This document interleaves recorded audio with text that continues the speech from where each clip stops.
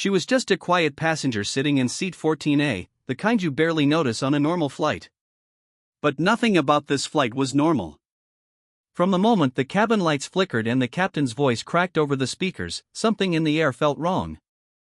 I remember looking across the aisle and seeing her grip the armrest, like she sensed what was coming long before anyone else did.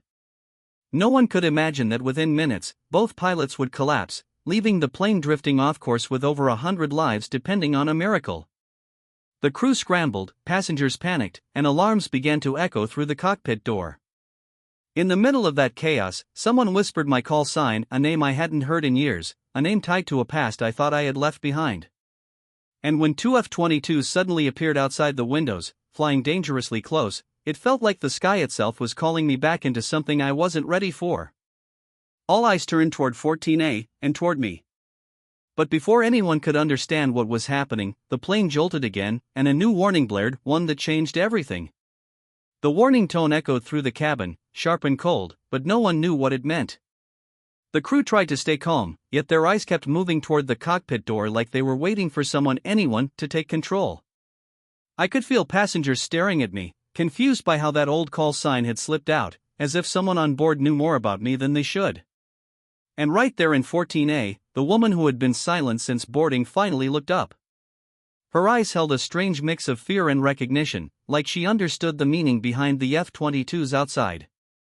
I tried to steady my breathing, but memories I'd buried for years began to surface at training missions, emergency drills, voices calling my name through static. I had sworn I would never step into that world again. But the plane was dropping altitude, and every second mattered. The cabin crew whispered urgently among themselves, trying to find anyone with flying experience. I didn't move. I wasn't ready to reveal who I had been. Meanwhile, the F-22s stayed close, too close, as if they were guiding us, or warning us. And when the woman in 14A leaned toward me and quietly said, "They're not here by accident," I felt the bottom of the moment shift, because she sounded like she knew exactly what was coming next. The moment she said those words, something inside me tightened. It wasn't just fear, it was recognition. The woman in 14A wasn't an ordinary passenger, she was watching the sky, tracking the movements of the F-22s like she understood every signal they were sending. I wanted to ask who she really was, but the cabin shook again, and the oxygen masks dropped with a soft thud that sent passengers into fresh panic. The crew rushed forward, trying to calm people, yet their voices cracked with worry. I glanced at the cockpit door. Still closed. Still silent. The woman's hand lightly touched my sleeve. "You hear it too, don't you?" she whispered. I listened. Beneath the alarms, there was a faint, steady vibration, something coming from outside, something not caused by turbulence. It felt coordinated, intentional. Across the aisle, a teenager was live-streaming the chaos, capturing every second as the plane drifted lower.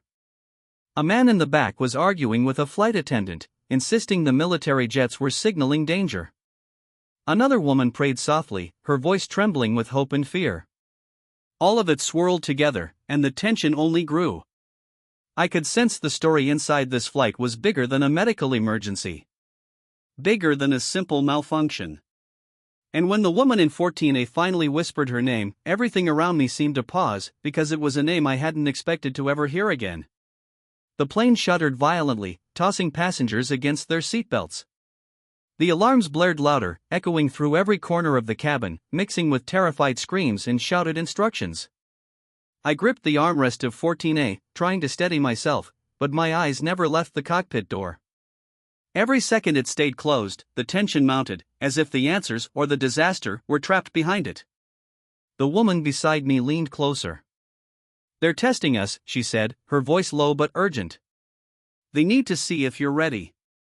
My mind raced. Who they were, and why the F-22s were here, became a puzzle I had no right to solve in the middle of this chaos. Outside the window, the jets moved with precision, their engines humming like predators circling prey. Each flicker of their lights, each subtle maneuver, sent shivers down my spine. Passengers began looking to me, their eyes full of expectation, fear, and something else, hope. I hadn't flown in years, hadn't touched a control panel since before I left that life behind, but now everything depended on someone stepping up. Then the plane lurched sharply again. The oxygen mask swung wildly, passengers screamed, and the cockpit door rattled violently from inside. A crackle came over the intercom, a voice, distorted but unmistakable, saying my call sign again. And in that instant, I realized the real test wasn't just flying the plane, it was surviving what was coming next.